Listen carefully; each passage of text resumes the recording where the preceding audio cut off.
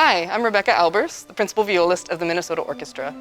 I want to take you backstage at Orchestra Hall today to give you a peek into how we are producing our new concert broadcast called This is Minnesota Orchestra. My fellow musicians and I are the ones in the spotlight, but I'd like to introduce you now to a few in the crew who are making everything happen behind the scenes. Stand by, Don.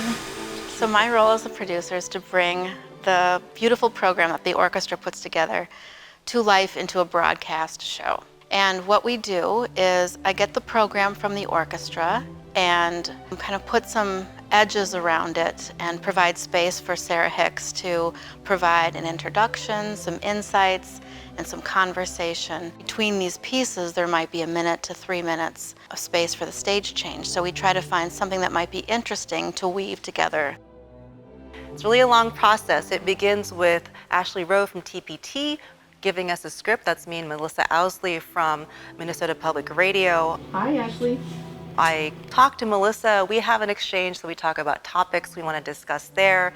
We have the interviews with the musicians as well, so I contact those musicians, see the kinds of things that might be interesting in the context of the piece and also of their experience as musicians in the orchestra. It's a very different experience than being on the podium. I'm in the audience and really speaking to an audience in a different way, but I think the messaging is the same for me, just the power of music to connect and how live music is so amazing that we can experience all together.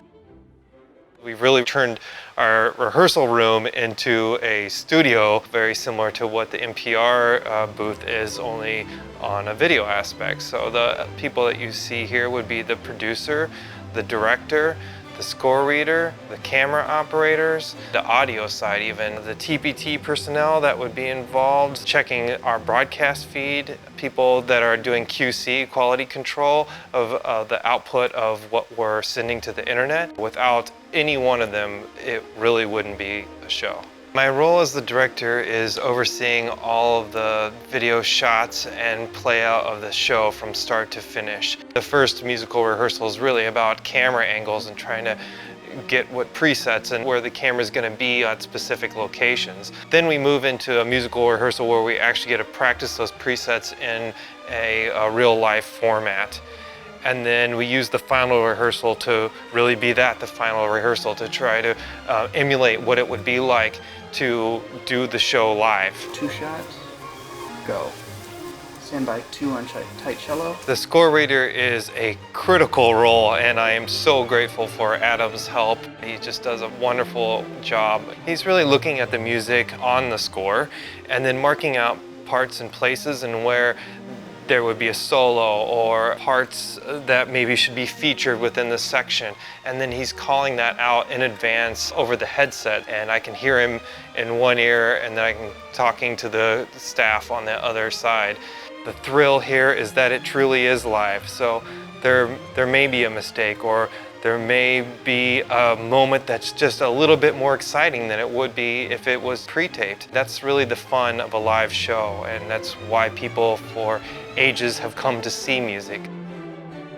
The big picture on the audio is there are microphones in the hall. They are mixed down to a stereo feed. That stereo feed goes out to NPR. It also goes out to TPT, and it also goes out to the orchestra's website. I'm mixing on a separate mixing console down here in the video production room. What I have found in orchestral mixing is the fewer mics you use, the more together the orchestra sounds. When you're trying to mix each individual instrument into an ensemble again, that's infinitely harder than if it's already one mic.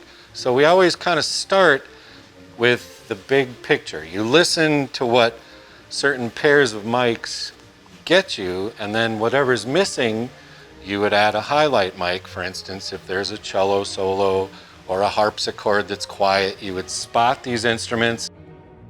My main role is to set the orchestras and the ensembles. I make sure that everyone has their own chair and music stand and their placement on the stage. I also do the social distancing on the stage these days, making sure that everyone is at least 6 feet apart. When they come on stage and off stage, that the flow is such that they don't bump into each other, there's no passing in the hallways. I also am responsible to see that the changeovers between the ensembles are done in a smooth manner. Usually we work in front of a full auditorium of people, and we know that a lot of eyes are on us. I'm also thrilled that we're on camera because that's one opportunity for my children and my grandchildren to see me out in California. I haven't seen them for quite a while, and they're just thrilled to see me. The first time I walked into this building to work was probably 1982. I love this place. I learned a lot of how to be a stagehand in this room. I was hired last year to fill the role of the electrician lighting designer, and I couldn't be more thrilled. So I'm trying to supplement the lighting to get some light on their faces, which, when you come here, that's not a big concern. But when you're looking at it on a camera, it's a real different challenge. Then I try and decorate the room because I need a background for whatever the camera's seeing. You don't want it black behind them, you want something behind it. The things that I'm looking for are the size of the group playing, because if I can squeeze the lighting down in here, it gets a little more interesting. Working in television has made all of this kind of coalesce into kind of the perfect job for me. So honestly, I'm having a ball.